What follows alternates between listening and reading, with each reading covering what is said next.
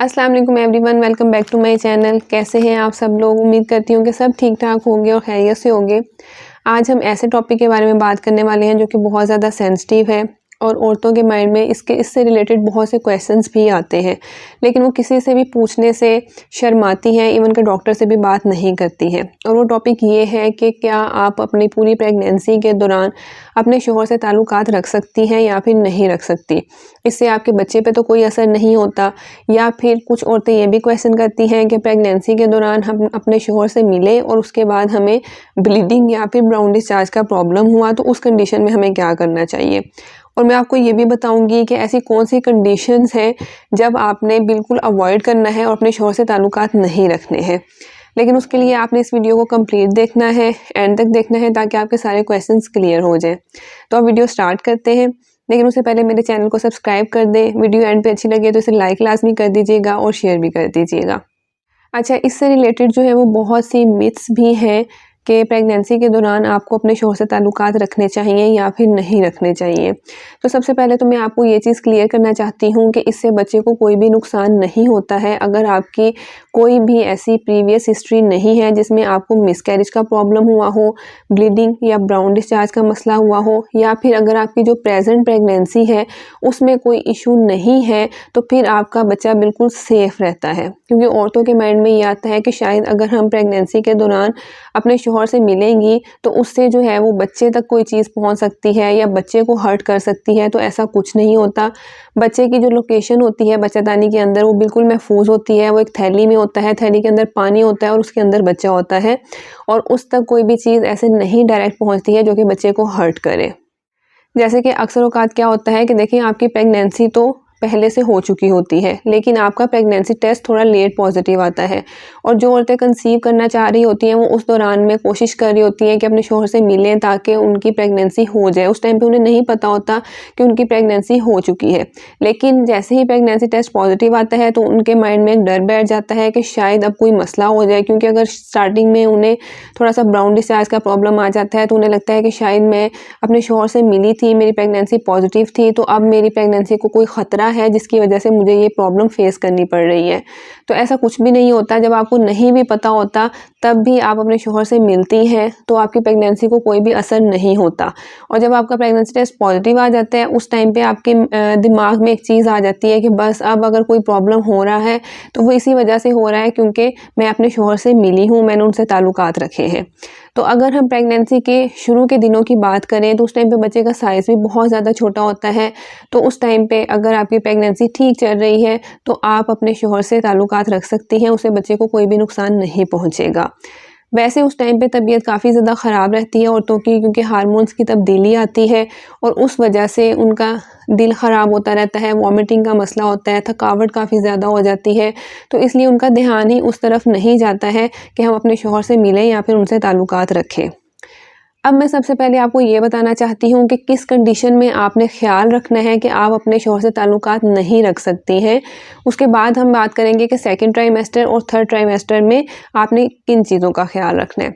अगर तो आपकी पहले से कोई प्रेगनेंसी हुई है और वो आपका मिसकैरेज हो चुका है, या फिर और भी आपकी प्रेगनेंसीज़ हुई हैं और मिसकैरेज की हिस्ट्री काफ़ी ज़्यादा है, तो उस कंडीशन में आपने अपने शौहर से ताल्लुकात नहीं रखने हैं। चाहे आपका शुरू का जो टाइम चल रहा है पहले 3 महीनों का वो है, तो उस टाइम पे आप थोड़ा अवॉइड करें, ठीक है। अगर 1-2 दफ़ा हो चुका है और आपको कोई प्रॉब्लम नहीं आया तो फिर उस चीज़ के बारे में सोचने की इतनी ज़रूरत नहीं है, लेकिन नेक्स्ट आपने थोड़ा पहले 3 महीनों में अवॉइड करना है अगर ऐसा कोई भी पीछे आपका हिस्ट्री में रहा है कि आपके मिसकैरेज हो चुके हैं।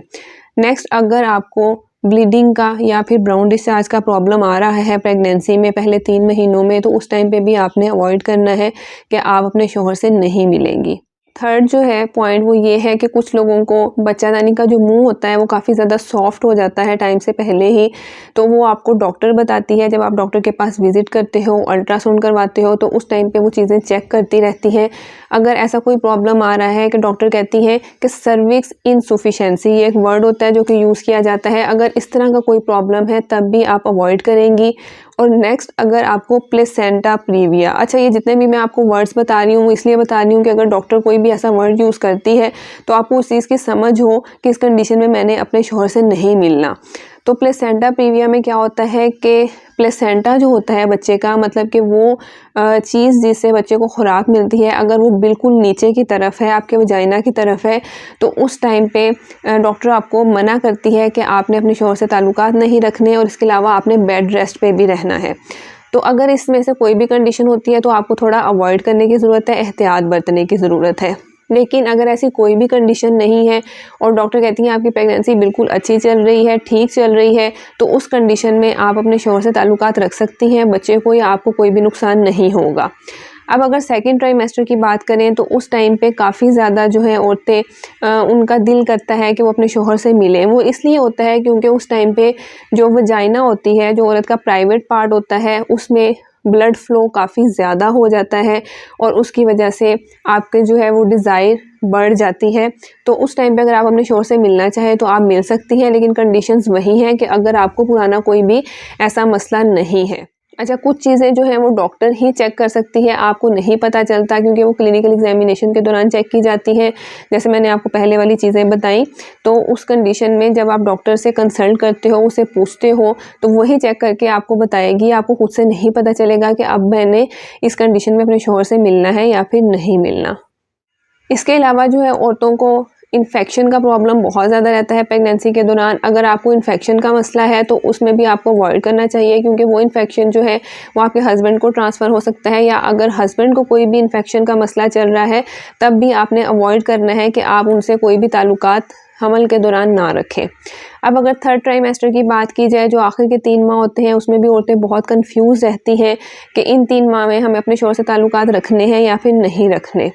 तो उस टाइम पे औरत का पेट भी काफ़ी ज़्यादा बढ़ जाता है, बर्डन काफ़ी ज़्यादा हो जाता है, निचले जितना भी एरिया होता है टांगों का, वजाइना का, वो सारा वैसे ही पेन करता रहता है। तो उस टाइम पे भी औरतें थोड़ा अवॉइड करती हैं कि वो अपने शौहर से ना मिलें। लेकिन अगर बात करें कि अगर दोनों राज़ी हैं तो उस टाइम पे आप अपने शौहर से मिल सकते हैं।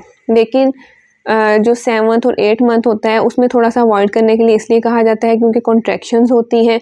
तो कॉन्ट्रैक्शन की वजह से प्री मैच्योर बर्थ, मतलब के टाइम से पहले ही बच्चे की पैदाइश होने का डर होता है। कुछ केसेस में ऐसा हो जाता है, हर केस में ऐसा नहीं होता है, लेकिन कुछ चांसेस होते हैं, इसलिए थोड़ा-सा अवॉइड करने के लिए कहा जाता है। लेकिन जैसे ही डिलीवरी का टाइम पास आता है तो उस टाइम पे अगर आप मिलते भी हैं तो इसमें कोई नुकसान नहीं होता। अगर कॉन्ट्रैक्शंस होती भी हैं तो आपकी डिलीवरी का टाइम पास होता है, तो वो उसमें हेल्प करती हैं। अब अगर बात करें कि कुछ औरतें जो कहती हैं कि हमें जो है वो ब्लीडिंग का या फिर ब्राउन डिस्चार्ज का प्रॉब्लम आता है जब हम अपने शौहर से मिलते हैं, तो इसमें कोई ख़तरे की बात है या नहीं है।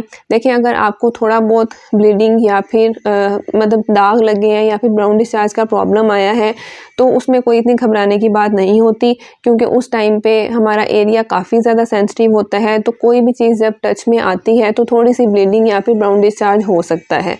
लेकिन अगर वो ब्लीडिंग काफ़ी ज़्यादा बढ़ गई है और वो नहीं रुक रही, तो उस टाइम पे आपने फ़ौरन डॉक्टर को विज़िट करना है, या फिर उसमें लोथड़े आ रहे हैं तो आपको इमरजेंसी में डॉक्टर के पास जाने की ज़रूरत है, चेक करने के लिए कि कहीं ये मिसकैरेज का साइन तो नहीं है या फिर कोई ऐसा इश्यू तो नहीं आ रहा जो कि बच्चे के लिए नुकसानदेह है।